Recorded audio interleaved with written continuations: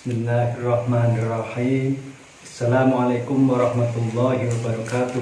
Waalaikumsalam warahmatullahi wabarakatuh. Selamat malam kepada pemirsa Dai Nusantara. Pada malam hari ini kita bertemu kembali dalam acara channel Dai Nusantara. Saya akan menanyakan tentang perkembangan Torekot yang sudah berjalan di Nusantara selama ini. Yang akan saya tanyakan kepada Ki Ageng Mageti. Menurut pendapat beliau bagaimana? Marilah kita simak bersama sampai tuntas biar tidak gagal paham. Monggo Mbah Mageti, pripun pendapat panjenengan dengan berkembangnya Torekot yang berkembang di Nusantara selama ini? Padahal kalau persilahkan. Assalamualaikum warahmatullahi wabarakatuh. Waalaikumsalam warahmatullahi wabarakatuh. Sebelum saya menguraikan tentang Torekot, marilah kita selalu mengucapkan syukur alhamdulillah alamin bahwa kita masih diberi kesehatan, diberi nikmat iman, nikmat keberkahan, keislaman dan lain-lainnya, sehingga kita dapat membuat konten-konten yang sifatnya membangun, khususnya tim Dai Nusantara, umumnya para orang-orang yang ingin menyempurnakan tauhidnya, ingin menyempurnakan sholatnya, dan orang-orang yang ingin patuh dan taat pada Allah dan Rasul. Dan saya sebelum menguraikan tentang Torekot, menurut pendapat saya, sebelumnya saya akan memberikan gambaran tentang Torekot yang sudah berjalan saat ini, dan saya tidak menuduh siapapun dan saya tidak menjelek-jelekan siapapun. Saya adalah manusia biasa, saya adalah manusia yang belum tentu kesempurnaan saya adalah tetap manusia biasa dan bukan siapa-siapa, dan saya bukan apa-apa.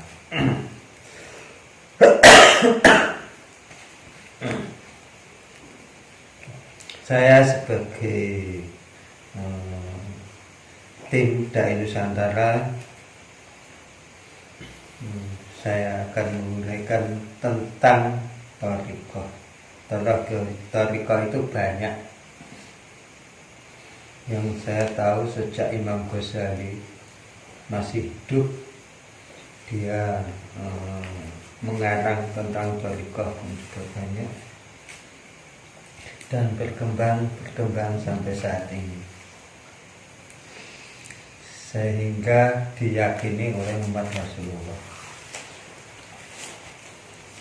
Dan menurut tim Dai Nusantara, saya sebagai Ki Ageng Mageti mengikrarkan tim saya supaya melakukan atau melaksanakan Torekot dengan keyakinan dan kesempurnaannya.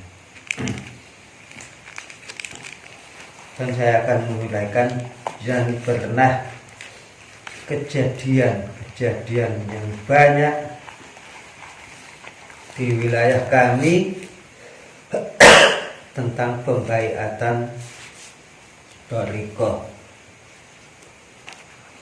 Salah satunya dari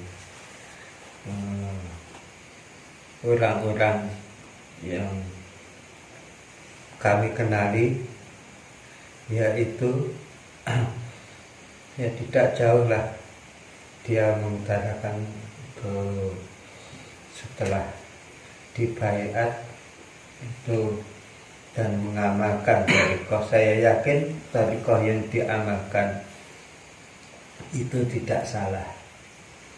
Ayat-ayat yang diamalkan saya yakin tidak salah. Amalan-amalan pun tidak salah. Tetapi menurut kami,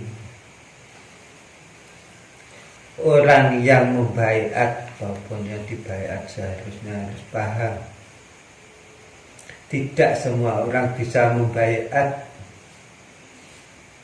Orang membaiat itu kalau setaraf Imam Ghazali itu saya yakin itu masih dalam bentuk kesucian dan kesempurnaan. Tapi sesudah Imam Ghazali itu banyak penyusup yang tidak dirasakan oleh pewaris thariqah selanjutnya. Yang ini menjadi masalah. Jadi sesepuh yang membaiat thariqah itu seharusnya bisa memahami 5 unsur makrifat. Apabila tidak memahami 5 unsur makrifat, ya ini yang menjadi masalah besar bagi orang-orang yang membaiat santri-santrinya, sehingga santrinya tidak tahu apa-apa tapi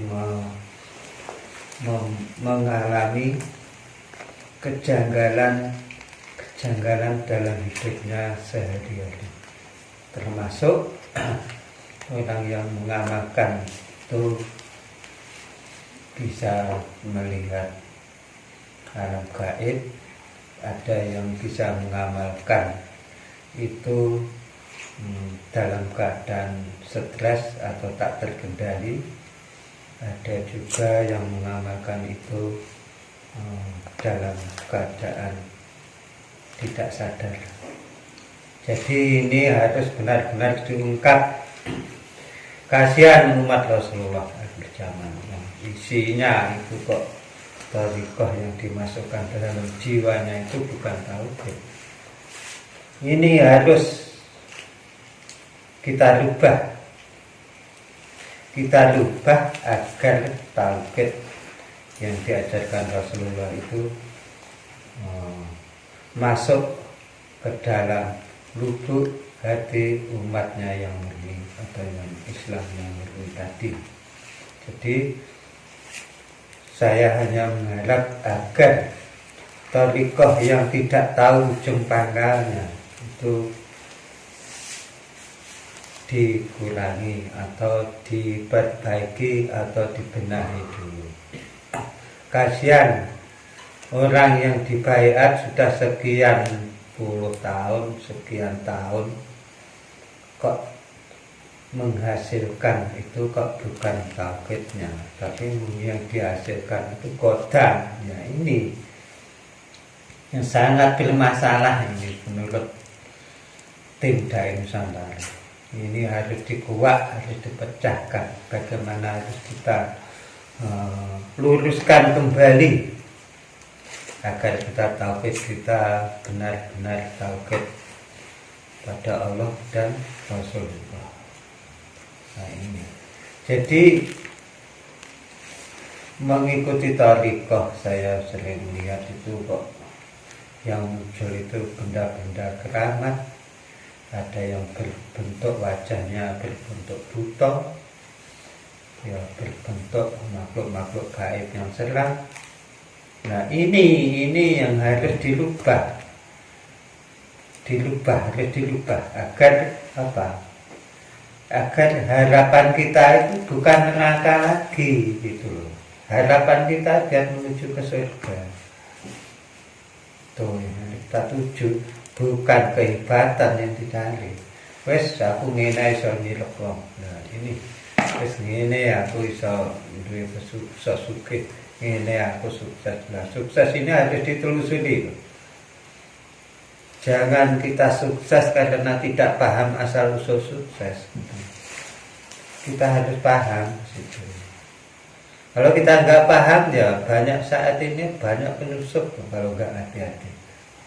Dalam jiwa yang gelap dengan mudahnya penyusup sebangsa golongan gaib menyusup dalam jiwanya ini sehingga membentuk kegelapan, membentuk kemewahan, membentuk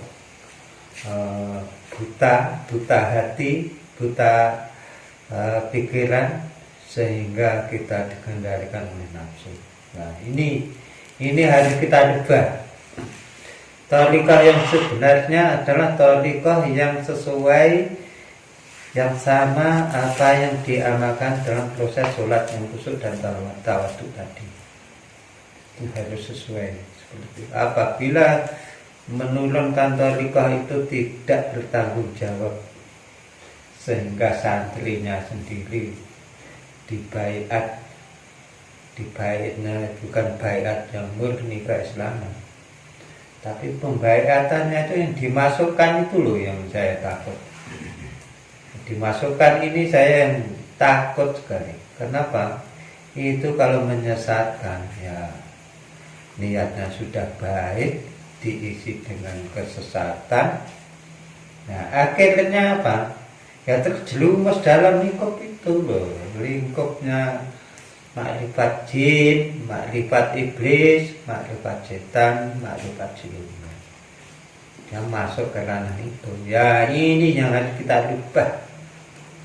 Bagaimana kita bisa merubah thariqah menuju tauhid yang murni itu bagaimana? Ya ini yang harus kita usahakan, harus kita pecahkan. Yang bisa memecahkan yang saya tahu ya perjalanan Dai Nusantara itu sendiri loh. Gitu. Makanya yang kegelapan ini mari kita luruskan. Karena apa? Ini sangat mempengaruhi di alam barzah.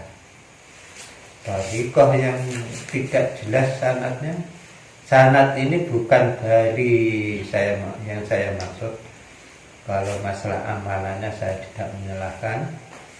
Yang saya maksud itu yang dimasukkan dalam tubuhnya ini yang saya nggak terima, saya nggak suka. Niat santri itu saya yakin dia tulus ikhlas untuk mendapatkan ridhonya Allah. Kenapa kok diisi sejenis ini? Makrifat jin, makrifat iblis, makrifat siluman, makrifat setan. Apa ini loh? Ini penyakit yang fatal untuk umat Rasulullah. Harus dilubah total. Jangan berpedoman pada sesuatu yang tidak jelas. Ini saya memang gak suka. Harus dimusnahkan di muka bumi. Demi agama Allah, demi agama Rasulullah, demi kesucian keislaman yang suci, harus kita tegakkan kembali, harus kita pertahankan kembali, jangan dilubah-lubah. Nah, ini saya maksudkan ke situ. Jadi thariqah itu kalau saya mengambil dari kisah-kisah banyak dan kami ambil sedikit saja, mudah-mudahan dengan mudah dipahami, mudah dimengerti, dan mudah-mudahan jangan sampai salah paham. Dan mohon tonton sampai selesai agar tidak salah paham. Silahkan para pemirsa menilai uraian saya tentang kebenarannya. Dan tolong like, share, subscribe, dan komennya yang sopan. Anda sopan, kami segan. Sekian dari kami. Hidup Dai Nusantara. Jaya, jaya, jaya. Dan sekian dari kami, ulasan kami. Mohon saya kembalikan dari penanya dan bermanfaat untuk seluruh umat Islam, khususnya Dai Nusantara, umumnya seluruh Nusantara, umumnya lagi seluruh dunia. Sekian. Assalamualaikum warahmatullahi wabarakatuh. Waalaikumsalam warahmatullahi wabarakatuh. Demikian pemaparan dari Ki Ageng Mageti. Silakan para pemirsa menilai dari awal sampai akhir biar tidak gagal paham. Jadilah pemirsa yang pandai dan cerdas. Demikian dari saya, tim Dai Nusantara. Saya akhiri. Wassalamualaikum warahmatullahi wabarakatuh. Waalaikumsalam warahmatullahi wabarakatuh.